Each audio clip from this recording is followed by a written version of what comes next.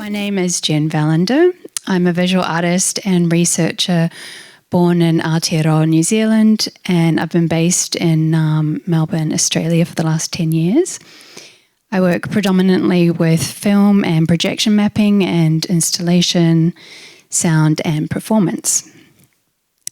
So this artist talk shall begin thusly. So I'll speak to some clips from new artworks that explore novel ways to expand upon animal-human intersections through digital moving image, which I created during an art and ecology residency at the University of Melbourne's Agricultural College in regional Victoria in Australia. Then I'll speak briefly about how these works in progress may be installed and how my practice engages with multimedia installation. So here you can see me engage in an endurance performance as I struggle through the campus's waterlogged canola fields while carrying an 8-kilogram cattle gut-strung harp for 3 hours while wearing high heels. Now, the one thing that struck me about the Agricultural College were the number of photographs documenting the education of women in their archives, some attending the school as early as the 1920s and 30s, which was quite rare in Australia. So because of this, I became interested in feminist readings of their farm and of the farm life experience, which grounded these new artworks.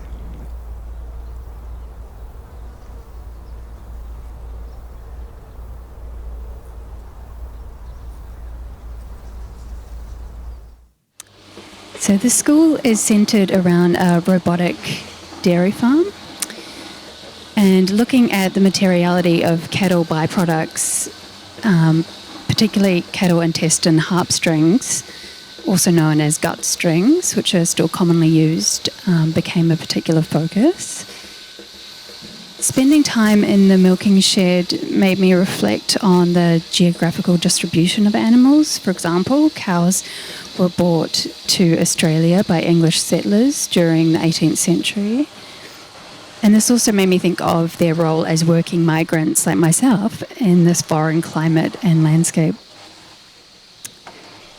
And further still, it made me think about the production of energy and non-human labour, be that animal or machine, livestock, commerce, resource consumption, and so on and so on.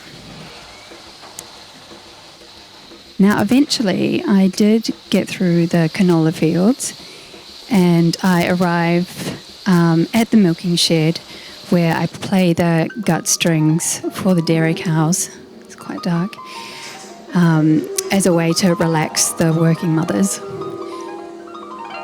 Around this time, I was also asking myself, how might the cows be able to soothe themselves during their working lives?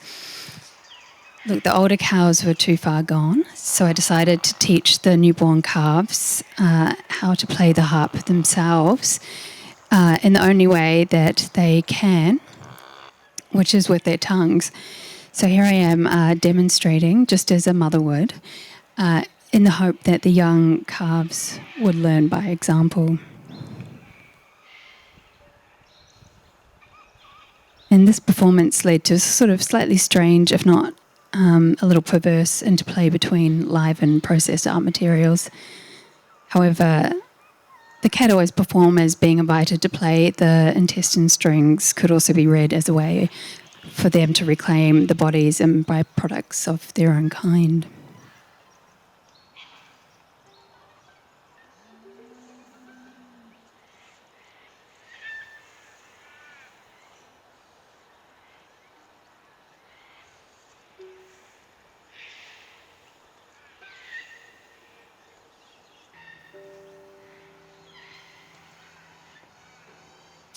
And eventually, after quite a lot of demonstrating, they did actually learn, which is a beautiful surprise. And I was able to get a few notes from them on camera.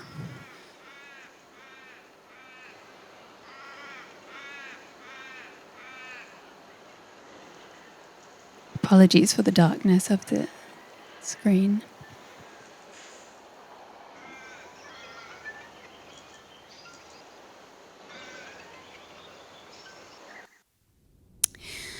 I then entered the labs at the college to take on the role of the sacrificed animal on a growth rack and spend some time with the school's collection of biospecimens housed in chemical wombs within a temperature-controlled room. This part of the project reflects on the ethical quagmire of relationships between humans, animals, and technology, and I'm particularly interested in how the use of animals within contemporary art can still be politically and morally divisive. This work aims to hold that complicated space, what you can see now as a kitten with 7 legs. And that space that is at times contradictory and that contains multiple epistemologies regarding food production, biological control, and medical advancement simultaneously. Now I'm thinking about how I'm going to push this work further along and how I might perform in the role of the biospecimen within a tank myself in the next stage of this artwork. So watch this space.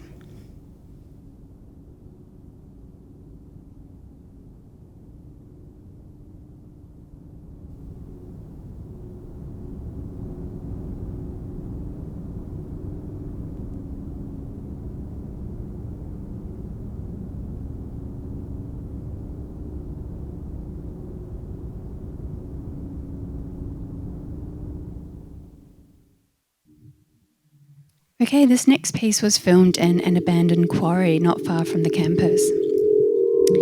I created aeolian harp sculptures using relics from the agricultural college. These are antique surveyors' tripods, so that the objects themselves could be played by the wind within the quarry.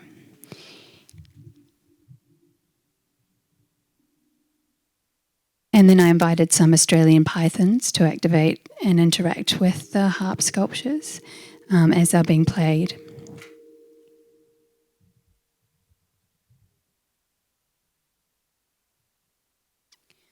I often refer back to pioneer multimedia performance artist Joan Jonas, particularly when she was discussing the role of the natural elements in her early moving image piece titled Wind from 1968, when she stated that the wind takes on a character.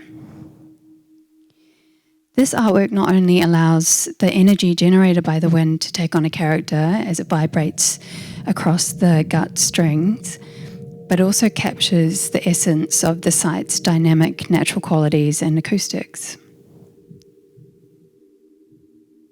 The sound that you can hear is raw and unaltered and was captured with an internal mic within the pyramid amplifiers at the top of the forms.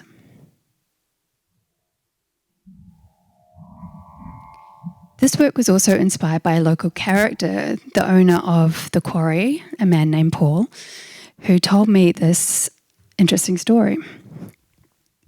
So Paul had been in hospital recovering from heart surgery and kept hearing a harp being played gently in the halls of the ward at random times of day and night. He thought, what is this? Am I dying? Are these the angels? And later he discovered that the hospital has a resident harpist who offers music therapy to terminally ill patients. And when the harpist cannot be on site, the hospital plays a particular piece of harp music through the wards to mark when someone has passed.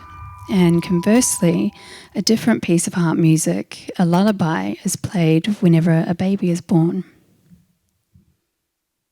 Now, I really like the cyclical nature of Paul's harp experience, and I thought it resonated with the life cycles I was witnessing on the farm, and also the poetry of energies exiting and entering the use and production of natural resources.